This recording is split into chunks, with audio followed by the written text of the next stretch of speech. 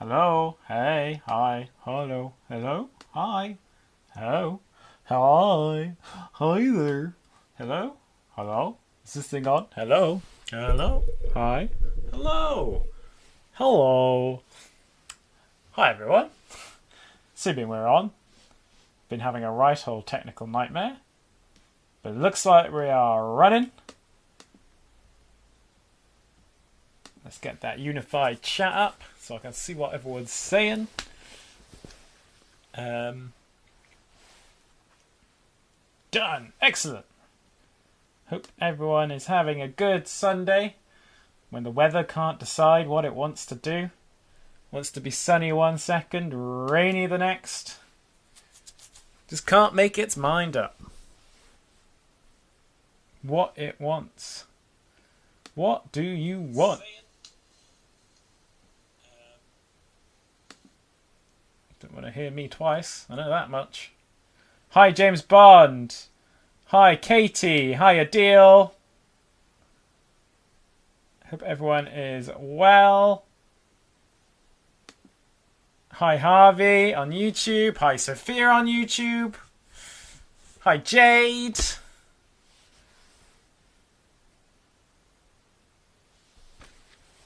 I know. We've gone from hot to rain. We've had it all. All we need is some snow, and then we've had it all because we've had. Well, that's not true. We didn't have the lightning in the end, did we? I was promised a storm. I'm very good, thank you, Katie. How is everyone doing? Are ready for some sharing? Some caring? Hi, George. So yeah, I've been trying to sort out some sound stuff for tomorrow to get the Zoom working and all that for the stream, and it worked fine on Saturday, and now suddenly today it suddenly wasn't working. So I was just having a right old nightmare. So I'm a little bit behind in getting everything set up properly. So hopefully the photos will be there when I press this button. But my voice might not be for a second, so just give me a moment to get it up. And then once it's on, we'll be back. Alright, here we go.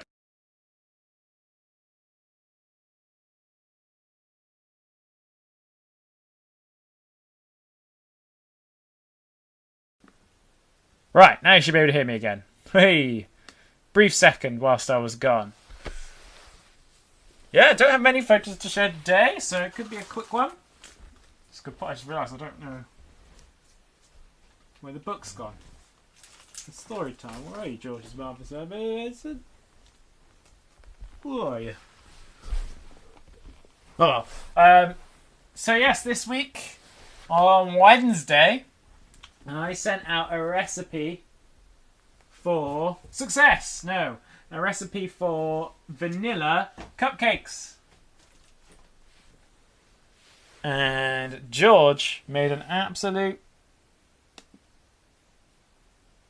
Oh, it's in the wrong order. Well, here's George making his vanilla cupcake.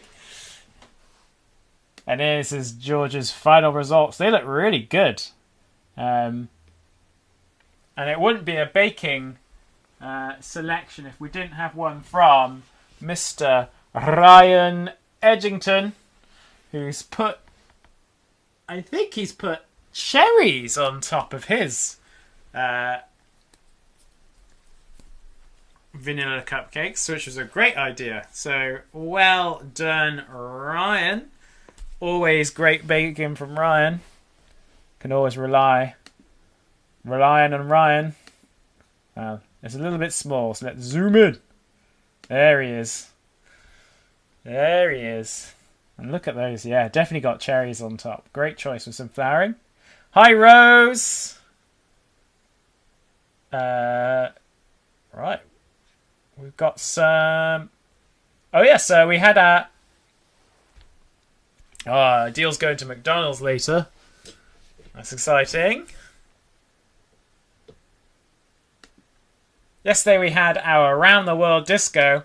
And here's George with passport and camera ready for his trip around the world. And yeah, he had the... I think he... Yeah, one of the best costumes I think we've ever had. So well done, George. Hello, Alex. Nice to see you. Glad you could make it. Moving on. We still got George. And George has been back out in the garden. He's been harvesting more. And today he's been harvesting some beetroot and some red onions. And here he is, toiling away at the fields. Now, you're going to see blackness for a second. So apologies in advance, because I've got a video from George which isn't quite ready to go. So give me one moment. Just got to open it up. The media source. Okay. Browse. Sharing Sunday. George Beetroot. There he is. What have you got there, George? A beetroot. A beetroot. Pop it down there then. A big one. It is a big one. Transform. Have we got any more?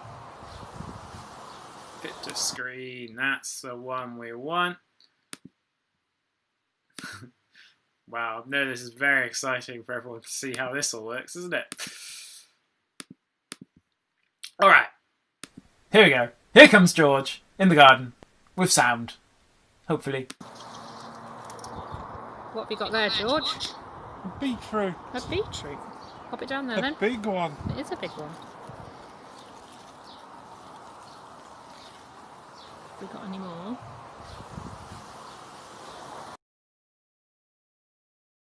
Great, thank you very much, George. Lovely beetroots. A real big one too. Big old beetroot. So great work there. Alright, back to our pictures.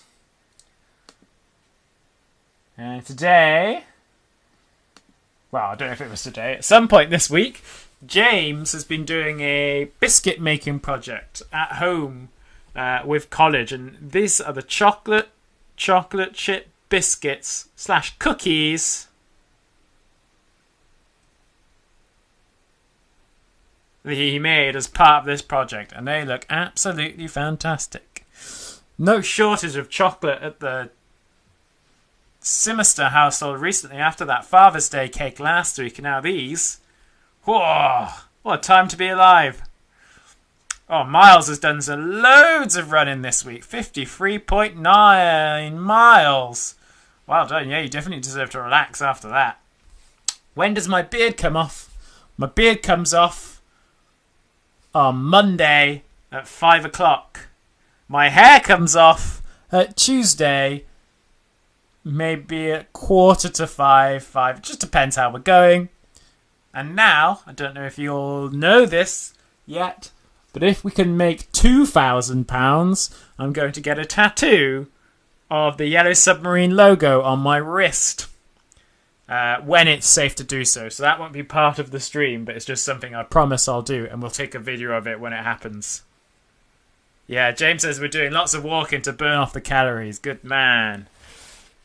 Now, some very exciting news from Katie. She is going to be an auntie.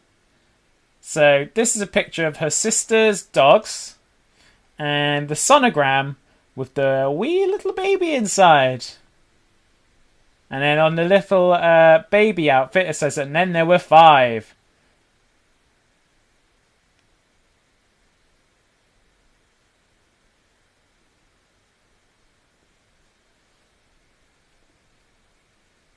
Next up, now Lloyd went to see a musical performance the other day that was taking place in someone's garden. I've lost the person's name. Something McRae. And this guy was very kind and gave Lloyd a signed guitar, which is really cool. So hopefully in a few months' time, we'll just hear Lloyd absolutely shredding on that guitar.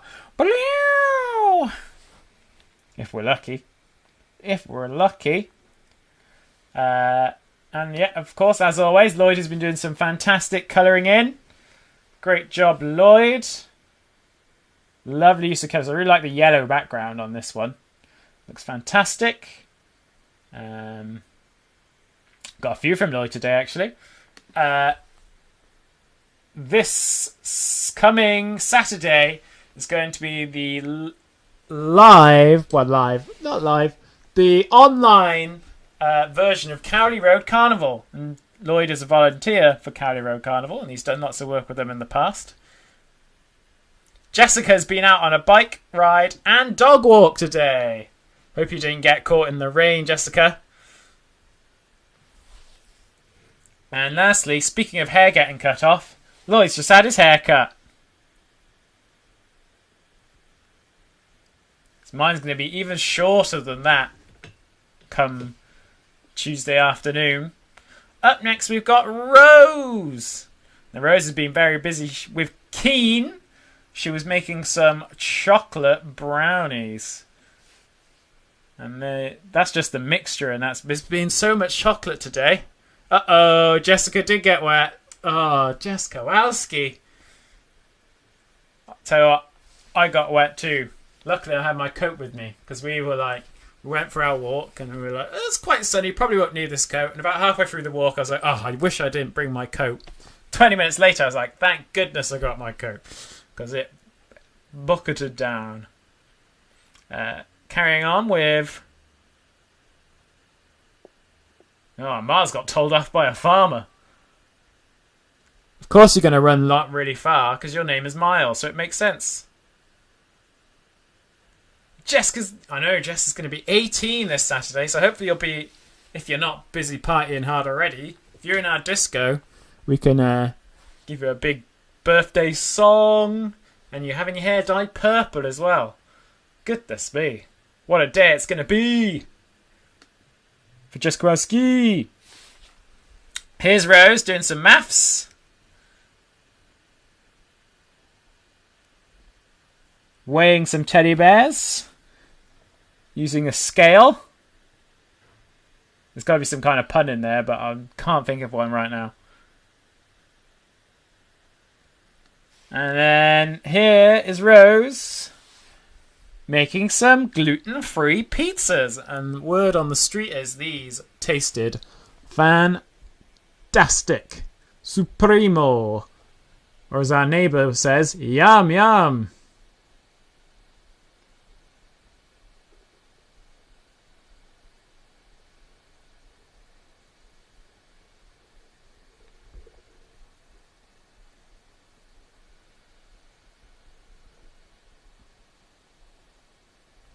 Sorry, just got distracted by it. Remembering I don't have Instagram ready to go for story time. There we go. Up next, we're going to see... Yes, disco's on her timetable. Woo! Birthday disco for Jess. Can't wait. Yeah, these pizzas look great. I'm trying to see what she's put on top. Looks like maybe a bit of ham and a bit of pineapple. I'm a big fan of the pineapple on pizza thing. A lot of other people say, no, that's wrong.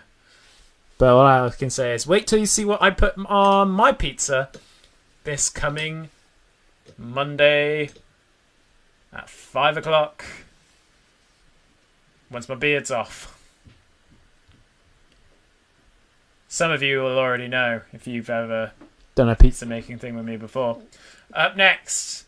we got Ryan. So Ryan's been back down the dairy farm, and here he is with all the cows. They look quite small, so I wonder if they're calves.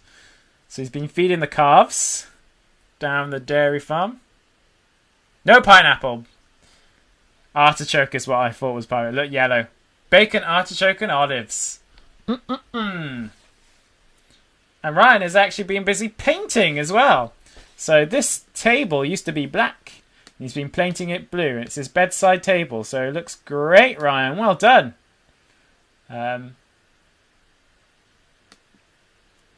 This week's photo of the week.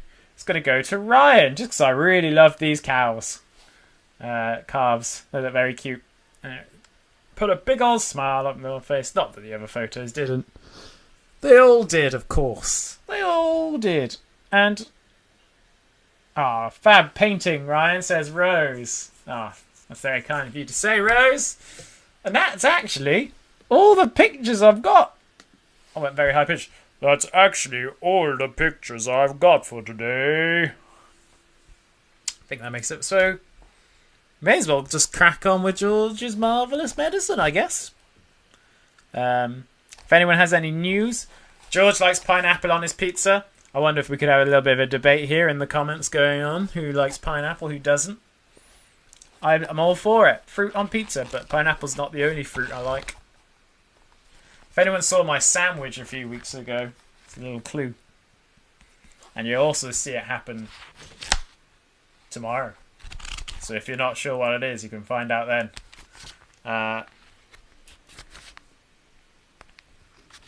So, a deal doesn't. Ooh, no pineapple for a deal. I wonder who else is in the no pineapple on pizza camp. I mean, this country is already divided enough as it is. I don't know if we need to add to it. Know what I'm saying? Oh, just making myself comfy. James likes lots of toppings on his pizza. If you do make pizza with us tomorrow, I want to find out what toppings everyone puts on.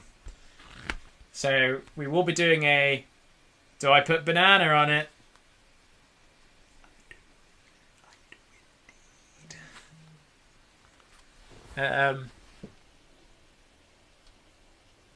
We just got another donation in from the Purvises. Thank you, Purvises. If anyone's donated, thank you so much. Really appreciate it. Amazing. I genuinely wasn't, 100% confident we'd make 1,000, and we've soared past it now. So Deal just likes margarita. So Katie's tried pineapple, but she just couldn't like it. So at least you tried it. Some people probably don't like it and they haven't tried it. So, there you go. This has been Pizza Chat with Yellow Submarine. Right, shall I get the old gram on? And then we'll crack on with George's Marvellous Medicine. Hello, Instagram. You've just joined us. We're going to carry on reading George's Marvellous Medicine. So, last time we met George, who lives on a farm with his mum, his dad, and his grandma. Now, George's grandma isn't a very nice person at all. She plays horrible, horrible tricks on George and says really mean and nasty things to him, and is just generally a not very nice person to be around. And George has had enough of this. His grandma scaring him all the time, telling him that she's a witch and she's going to do horrible things to him. So he decides he wants to get his own back. So what George does is he decides to replace Grandma's medicine with something completely different to give her a surprise. He says he doesn't want to, kill her, but some of the stuff he puts in this medicine is quite extreme. So he's put, motor oil in it, he's put, washing detergents, he's put animal tablets, he's put loads of paint, he's put shower gel, he's put shaving cream, he's put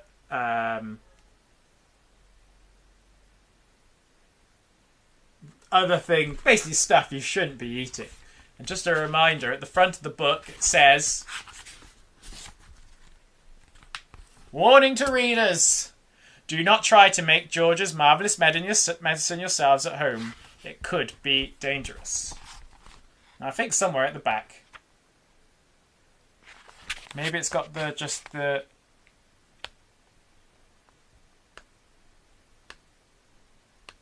the... oh, maybe not.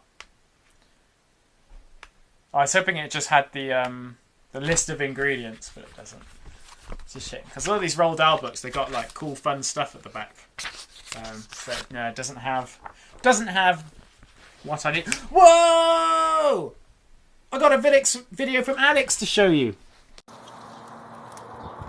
What have you got there, George? Beetroot. A beetroot. Pop it down there A then. big one. It is a big one.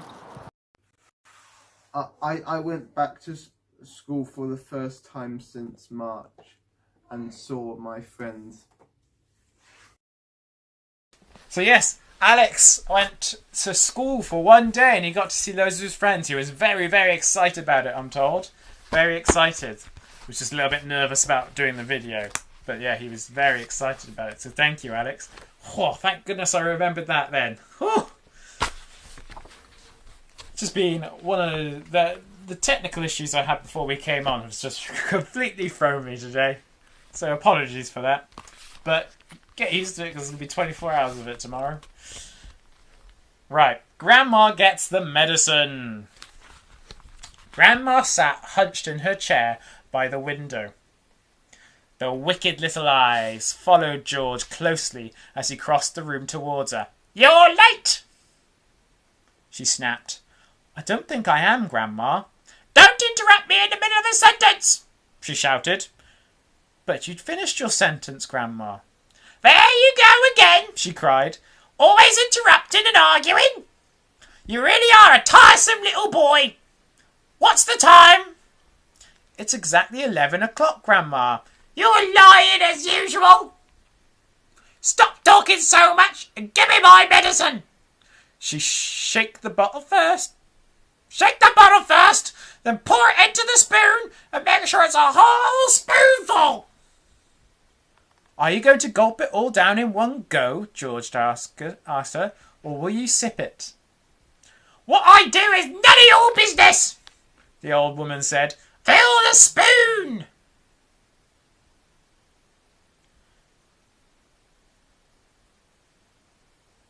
As George removed the cork and began very slowly to pour the thick brown stuff into the spoon, he couldn't help thinking back upon all the mad and marvellous things that have gone into the making of this crazy stuff. The shaving soap, the hair remover, the dandruff cure, the automatic washing machine powder, the flea powder for dogs, the shoe polish, the black pepper, the horseradish sauce, and all the rest of them, not to mention the powerful animal pills and powders and liquids, and the brown paint.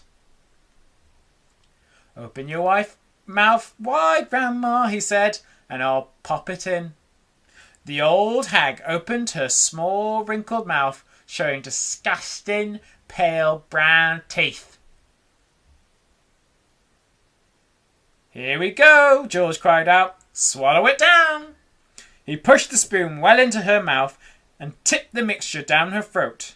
Then he stepped back to watch the result. It was worth watching. Grandma yelled, "Yowie!" and her whole body shot whoosh up into the air. It was exactly as though someone had pushed an electric wire through the underneath of her chair and switched up the current. Up she went like a jack-in-the-box, and she didn't come down. She stayed there, suspended in mid-air, about 2 feet up, still in a sitting position, but rigid now, frozen, quivering, the eyes bulging, the hair standing straight up on end. "Is something wrong, Grandma?" George asked her politely. "Are you all right?" Suspended up there in space, the old girl was beyond speaking.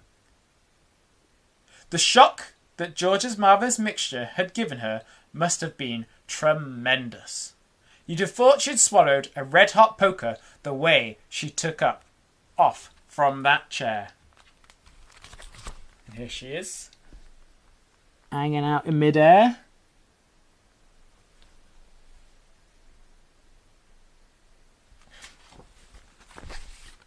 Then down she came again with a plop, back into her seat. "Call the fire brigade!" she shouted suddenly. "My stomach's on fire!" "It's the medicine, Grandma," George said. "It's good, strong stuff." "Fire!" the old woman shouted. "Fire in the basement! Get a bucket! Man the hoses! Do something! Quick!" "Cool it, Grandma," George said, but he got a bit of a shock when he saw the smoke coming out of her mouth and out of her nostrils. Clouds of black smoke were coming out of her nose and blowing around the room. "By golly, you really are on fire," George said. "Of course I'm on fire!" she yelled. "I'll be burnt to a crisp! I'll be fried to a frizzle! I'll be boiled like a beetroot!" Like when George is beetroots. George ran into the kitchen and came back with a jug of water. "Open your mouth, Grandma!" he cried. He could hardly see her for smoke, but he managed to pour half a jug full of down her throat. A sizzling sound, the kind you get if you hold a hot frying pan under a cold tap, came up from the deep down in Grandma's stomach. The old hag bucked and shied and snorted. She gasped and gurgled. Spouts of water came shooting out of her. And the smoke cleared away. "The fire's out," George announced proudly. "You'll be all right, Grandma." "All right," she yelled. "Who's all right? There's Jackie jumpers in my tummy. There's squigglers in my belly. There's baggers in my bottom." She began bouncing up and down in the chair. Quite obviously, she was not very comfortable. You'll find it's doing you a lot of good, that medicine, Grandma," George said. "Good!" she screamed. "Doing me good! It's killing me!" Then she began to bulge. She was swelling. She was puffing up all over. Someone was pumping her up. That's how it looked. Was she going to explode? Her face was turning from purple to green. But wait, she had a puncture somewhere. George could hear the hiss of escaping air.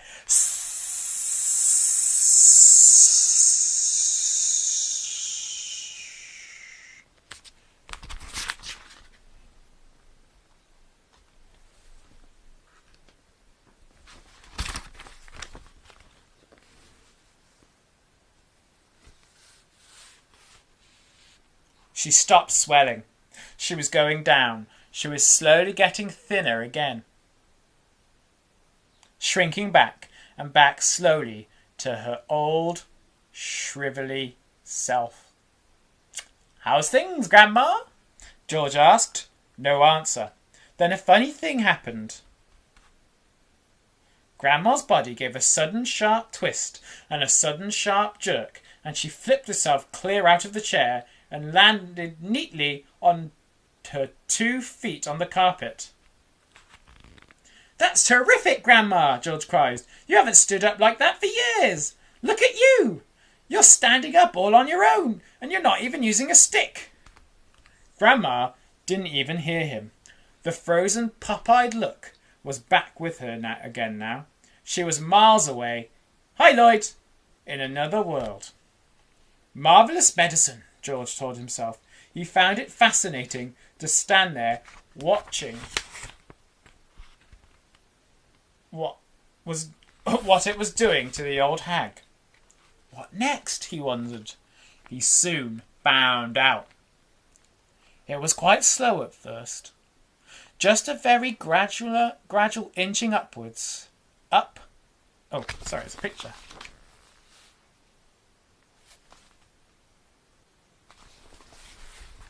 Up, up, up. Inch by inch. Getting taller and taller. About an inch every few seconds. And in the beginning, George didn't notice. But when she had passed the 5'6" mark and was going up towards being 6 feet tall, George gave a jump and shouted, "Hey, Grandma! You're growing! You're going up! Hang on, Grandma! You better stop now or you'll be hitting the ceiling!" But Grandma didn't stop. It was a truly fantastic sight. This ancient, scrawny old woman getting taller and taller, longer and longer, thinner and thinner, as though she was a piece of elastic being pulled upwards by invisible hands. When the top of her head actually touched the ceiling, George thought she was bound to stop.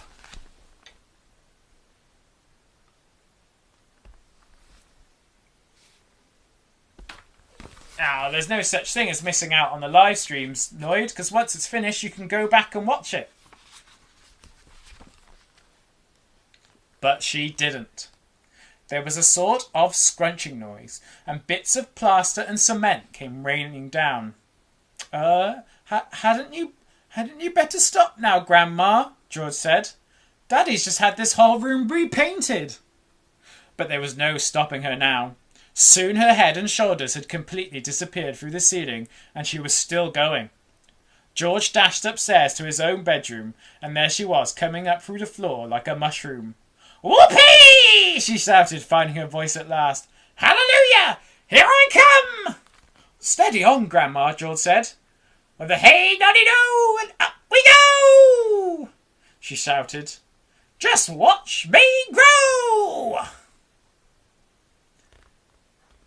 This is my room, George said. Look at the mess you're making.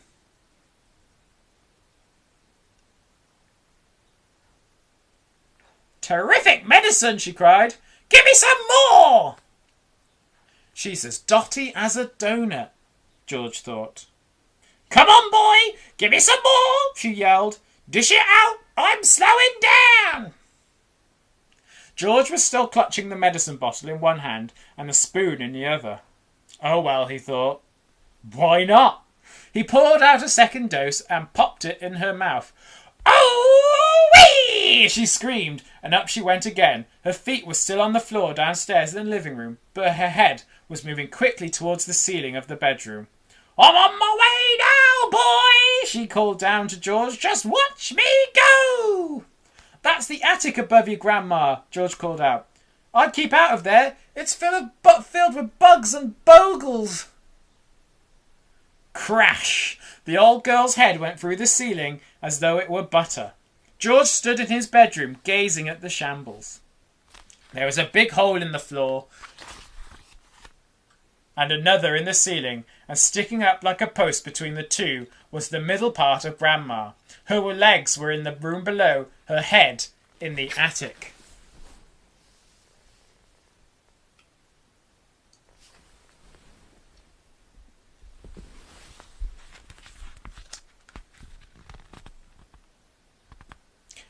I'm still going, came the old screechy voice from up above. Give me another dose, my boy, and let's go through the roof. No, Grandma, no, George called back. You're busting the whole house. To heck with the house, she shouted. I want some fresh air. I haven't been outside for 20 years. By golly, she is going through the roof, George told himself. He ran downstairs and he rushed out of the back door into the yard. It would be simply awful, he thought, if she bashed up the roof as well. His father would be furious, and he, George, would get the blame. He had made the medicine. He had given her too much. Don't come through the roof, Grandma, he prayed. Please don't. I mean, he should get the blame. I don't think he poisoned his grandma. Let's face facts.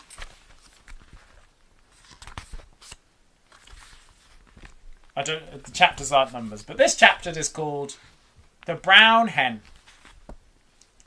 George stood in the farmyard, looking up at the roof. The old farmhouse had a fine roof of pale red tiles and tall chimneys. There was no sign of Grandma. There was only a song thrush sitting on one of the chimney pots, singing along. The old Wurzels got stuck in the attic, George thought. Thank goodness for that. Suddenly, a tile came clattering down from the roof and fell into the yard. The song thrush took off fast and flew away. Then another tile came down. Then half a dozen more. And then, very slowly, like some weird monster rising up from the deep, Grandma's head came up through the roof. Then her scrawny neck. and the tops of her shoulders. Oh, you can see the rest of me now. How am I doing, boy? She shouted. How's that for a bash-up? Don't you think you better stop now, Grandma? George called out. I have stopped, she answered. I feel terrific. Didn't I tell you I had magic powers? Didn't I warn you I have wizardry in my fingers? But you wouldn't listen to me, would you? You wouldn't listen to your old grandma? Here she is, sticking out the roof.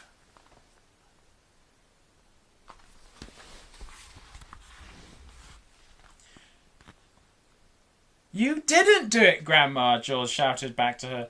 I did it. I made you a new medicine. A new medicine? You? What rubbish, she yelled. I did, George shouted. You're lying as usual, Grandma yelled.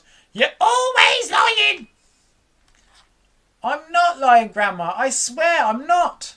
The wrinkled old face high up on the roof stared down suspiciously at George. Are you telling me you actually made a new medicine all by yourself? Yes, Grandma, all by myself. I don't believe you, she answered, but I'm very comfortable up here. Fetch me a cup of tea. A brown hen was pecking about in the yard, close to where George was standing. The hen gave him an idea. Quickly, he uncorked the medicine bottle and poured some of the brown stuff into the spoon. Watch this, Grandma, he shouted. He crouched down, holding out the spoon to the hen. Chicken, he said. Chick, chick, chicken. Come here. Have some of this. Chickens are stupid birds and very greedy. They think everything is food. This one thought that the spoon was full of corn. It hopped over. It put its head on one side and looked at the spoon. Come on, chicken. Chick, chick, chick, chick, good chicken. The brown hen stretched out its neck towards the spoon and went peck. It got a beakful of medicine.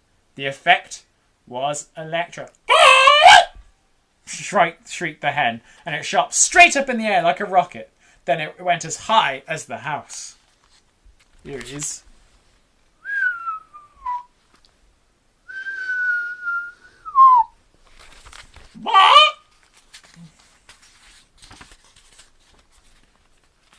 Then, down it came again into the yard. Splosh! And there it sat with its feathers all sticking straight out from its body. There was a look of amazement on its silly face. George stood watching it. Grandma up on the roof was watching it too. The hen got to its feet. It was rather shaky. It was making funny gurgling noises in its throat. Oh! Its beak was opening and shutting. It seemed like a pretty sick hen.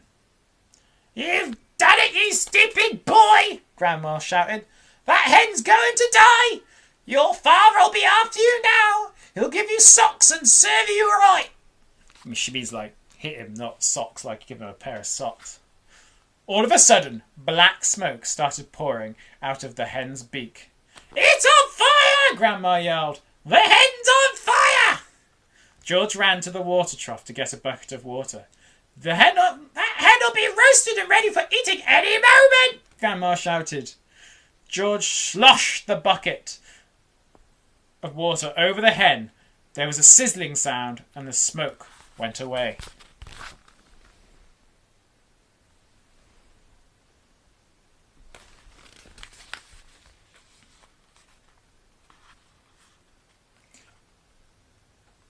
Old hen's laid its last egg!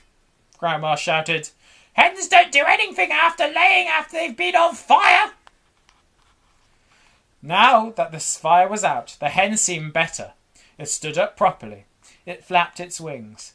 Then it crouched down low to the ground, as though getting ready to jump. It did jump. It jumped high in the air and turned a complete somersault, then landed back on its feet, just like Grandma did. It's a circus hen! Grandma shouted from the rooftop. It's a flippin' acrobat! Now the hen began to grow. George had been waiting for this to happen. "It's growing!" he yelled. "It's growing, Grandma! Look, it's growing!" Bigger and bigger. Taller and taller it grew. Soon the hen was 4 or 5 times its normal size. "Can you see it, Grandma?" George shouted. "I can see it, boy!" the old girl shouted back. "I'm watching it!" George was hopping about from one foot to the other with excitement, pointing at the enormous hen and shouting, "It's had the magic medicine, Grandma, and it's growing just like you did." But there was a difference between the way the hen was growing and the way Grandma grew. Here's a picture of the hen growing. Different stages. When Grandma grew taller and taller, she got thinner and thinner. The hen didn't. It stayed nice and plump all along. Soon it was taller than George, but it didn't stop there. It went right on growing until it was about as big as a horse. Then it stopped. "Doesn't it look marvellous, Grandma?" George shouted. "It's not as tall as me," Grandma sang out. "Compared with me, that hen is titchy small. I am the tallest of them all."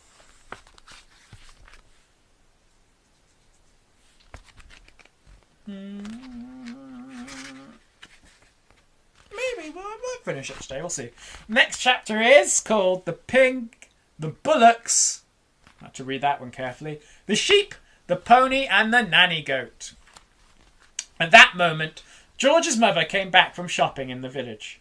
She drove her car into the yard and got out. She was carrying a bottle of milk in one hand and a bag of groceries in the other. The first thing she saw was the gigantic brown hen towering over little George. She dropped the bottle of milk. It's a giraffe, not a bottle of milk. Then Grandma started shouting her from the rooftop, and when she looked up and saw Grandma's head sticking up through the tiles, she dropped the bag of groceries. "How about that then, Mary?" Grandma shouted. "I'll bet you've never seen a hen as big as that. That's George's giant hen, that is." But, stammered George's mother.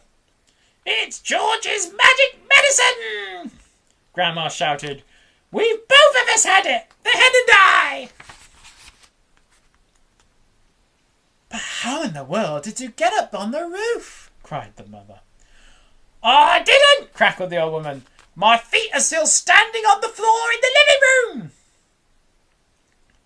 This was too much for George's mother to understand. She just goggled and gaped. She looked as though she was going to faint. A second later, George's father appeared. His name was Mr. Killiecrankie. Mr. Cranky was a small man with bandy legs and a huge head. He was a kind father to George, but he was not an easy person to live with because even the smallest things got him all worked up and excited. The hen standing in the yard was certainly not a small thing, and when Mr. Cranky saw it, he started jumping about as though something was burning his feet. "Great heavens!" he cried, waving his arms. "What's this? What's happened? Where did it come from? It's a giant hen! Who did it?" "I did," George said. "Look at me!" Grandma shouted from the rooftop. "Never mind about the hen. What about me?" Mr. Cranky looked up and saw Grandma. "Oh, shut up, Grandma," he said. It didn't seem to surprise him that the old girl was sticking up through the roof. It was the hen that excited him. He had never seen anything like it. But then, who had? "It's fantastic!" Mr. Cranky shouted, dancing round and round. "It's colossal! It's gigantic! It's tremendous! It's a miracle! Well, how did you do it, George?" George started telling his father about the magic medicine. While he was doing this, the big brown hen sat down in the middle of the yard and went "Cluck, cluck, cluck, cluck, cluck, cluck, cluck, cluck, cluck, cluck." "Oh, hello." "Hey, I forgot you were behind there."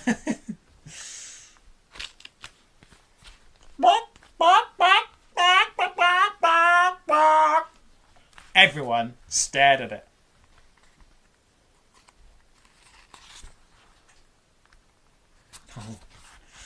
When it stood up again, there was a brown egg lying there.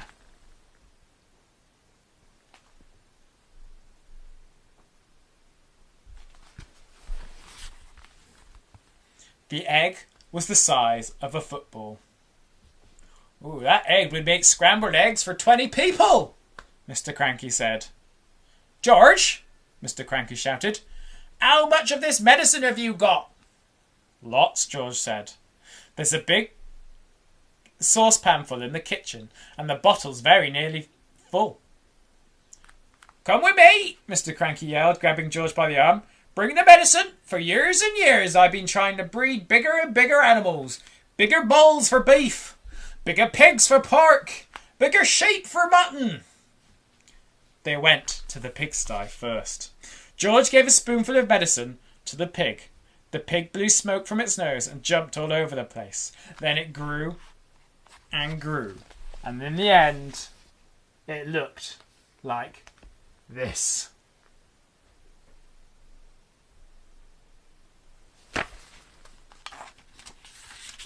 They went to the herd of fine black bullocks. Gotta read that one carefully. That Mr. Cranky was trying to fatten for the market. George gave each of them some medicine, and this is what happened. And then the sheep.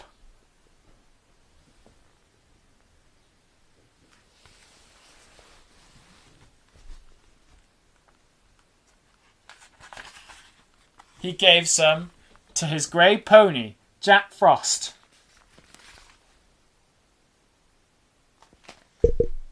And to his favourite goat, Alma. It's a good goat name, Alma.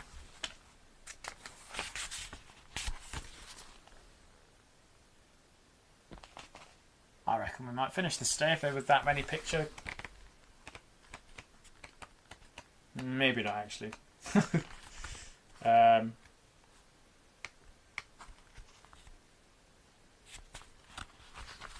Right, this is going to be the last chapter. Oh, wait, is that the time? Oh, actually, I thought it was much later. Yeah, go on then, let's do it. A crane for Grandma. Grandma from high up on the rooftop could see everything that was going on, and she didn't like what she saw. She wanted to be the centre of attention, and nobody was taking the slightest notice of her. George and Mr. Cranky were running around and getting excited about the enormous animals. Mrs. Cranky was washing up in the kitchen, and Grandma was all alone on the rooftop. Hey, you! She yelled. George, get me a cup of tea this minute, you idle little beast! Don't listen to the old goat, Mr. Cranky said. She's been stuck up. She's stuck where she is. That's a good thing too. But we can't leave her up there, Dad, George said. What if it rains? George! Grandma yelled. Oh, you horrible little boy! You disgusting little worm! Fetch me a cup of tea at once and a slice of carrot cake! We'll have to get her out, Dad, George said. She won't give us any peace if we don't. Mrs. Cranky came outside and she agreed with George. She's my own mother, she said. She's a pain in the neck, Mr. Cranky said. I don't care, Mrs. Cranky said. I'm not leaving my own mother sticking up through the roof for the rest of her life. So in the end, Mr. Cranky telephoned the crane company and asked them to send their biggest crane out to the house. At once. The crane arrived 1 hour later. It was on wheels and there were 2 men inside it. The crane men climbed up on to the roof and put ropes under Grandma's arms. Then, sorry, one of these pictures just made me laugh. Then she was lifted right up through the roof.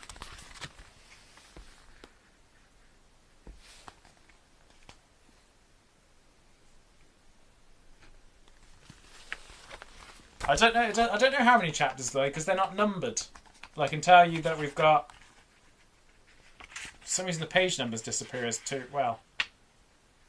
98, 99, 100, 101, 102, 103, 104.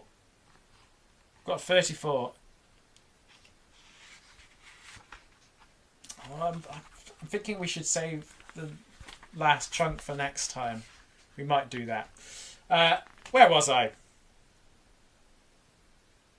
In a way, the medicine had done Grandma good. It had not made her any less grumpy or bad-tempered. But it seemed to have cured all her aches and pains, and she was suddenly as frisky as a ferret. As soon as the crane had lowered her to the ground, she ran over to George's huge pony, Jack Frost, and jumped on his back. This ancient old hag was now as tall as a house, then galloped about the farm on the gigantic pony, jumping over trees and sheds and shouting, "Out of my way! Clear the decks! Stand back, all you miserable midgets, or I'll trample you to death!" And other silly things like that. Cheers. This is the picture that made me chuckle when I was reading. Here it is.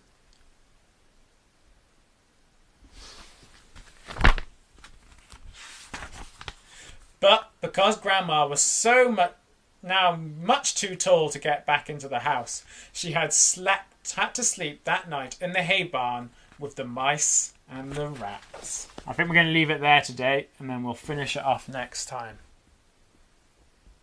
So that'll be at 8 o'clock on Monday.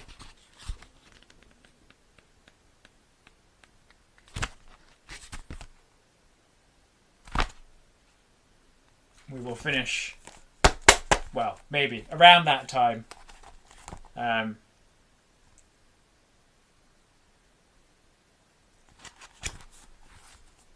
Well, you know what I've asked you to do, Lloyd? You're going to post stuff on your Facebook wall. You're my social media man. So you're going to post stuff on your Facebook about what's going on. I'm going to tell people like 12 hours left, or we've been doing it for 10 hours now, kind of thing. But I'll send you some details about that shortly, later. Thank you, everyone. A lovely Sharing Sunday as always. Always really love seeing your photos. If you haven't seen the Sharing Sunday video that I made, which has loads of our Sharing Sunday photos and stuff in it, and a few clips from other stuff as well, just to beef it up a little bit. It's on our Facebook wall, so just go have a look at it on the Yellow Submarine Facebook. I quite like it. It's a nice little video, and it shows all the crazy stuff we've all been doing over the last 98 days. So tomorrow is the day, the big day.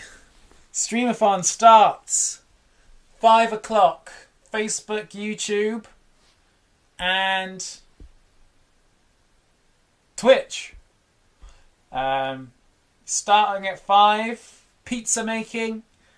We'll have James from Tame Youth Project gonna come and give me a Taskmaster challenge to do. Gonna have a quiz tomorrow, so if you want to do a quiz round, I realise that some of you might be having dinner at 6, that kind of thing, but I'm going to be eating at the quiz, so don't feel like you can't eat when you're on the quiz, because I'm going to be. Then we're going to have Tim from Guideposts at 7 doing a game of bingo. 8 will be story time before we go to bed. 9 o'clock is mocktail hour. Making some mocktails. I can't remember what else. I'm doing apple bobbing at one point. So I can't really remember. All the times of things are in your email. They're on the Facebook page, so you can see them all there. I need to post them on Instagram. I haven't got around to doing that yet. I was going to do that as a story tomorrow morning so people could see. Please do share it around. See if we can make that 2,000. If we make it 2,000, there's going to be a tattoo here of the Yellow Submarine logo. Right by there. That's where it's going to go. Or on my wrist.